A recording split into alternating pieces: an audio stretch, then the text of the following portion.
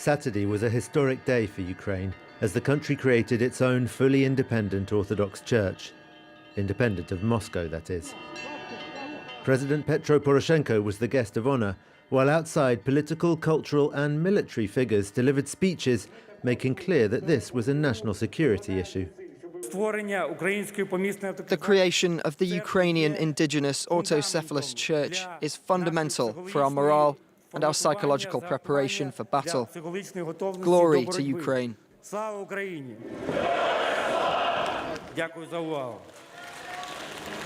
Ukraine's conflict with Russia is ever deepening.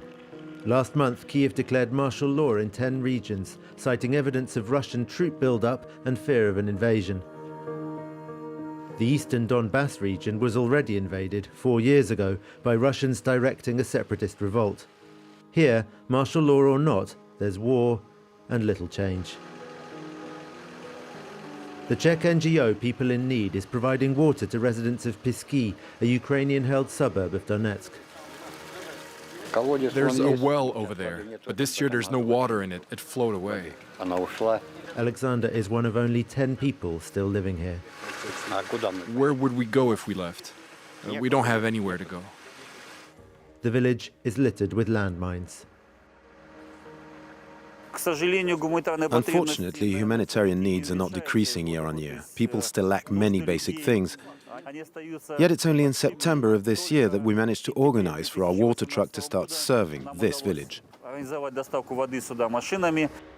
Some 600,000 people live within 5 kilometers of the front line that splits the Donbas region in two. Displaced persons have returned to towns like Avdiivka, which has not been shelled since May. Aid workers here say local authorities are putting people in danger by declaring buildings like this one to be safe, despite the broken windows and military vehicles in the yard. Here's my new document saying that I can live in this building, meaning the council will no longer pay for me to rent an alternative place. Almost everyone on this staircase got the same decision. Returning residents also found electricity bills pinned to the front door for power used by soldiers who occupied their flats while they were away. The electricity company says they're not a charity but a commercial enterprise, and that we should solve this problem in the courts. But who are we supposed to sue?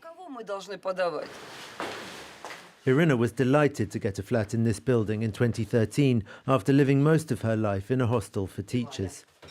But today she's not keen to move back.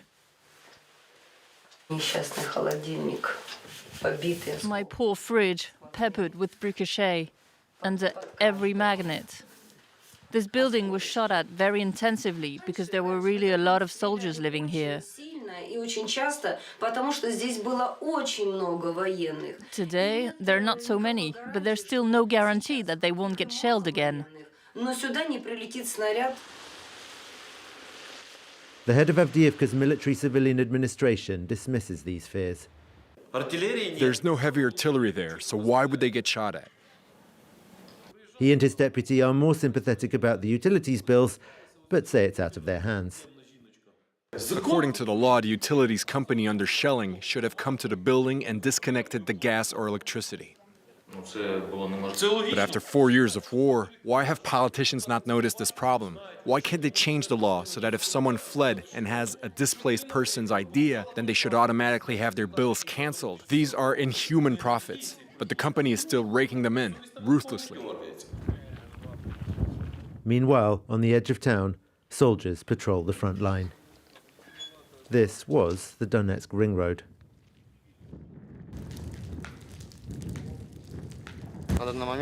We're about 400 or 500 meters from the separatist positions. Right now it's quiet, but there are often provocations. The soldiers say Ukraine regained control of this area in 2016. Small monuments dotted around, a reminder of the fierce battles fought then. In this spot, officers from the 53rd Brigade stepped on an anti-personnel mine when this place was still under separatist control. 2 men died. Martial law hasn't made much difference to these men or to life in Avdiivka. It's been wartime here for 4 years. Nor does the autocephalous church mean much to people here. Like thousands of others across Ukraine, this parish remains loyal to the Moscow Patriarchate.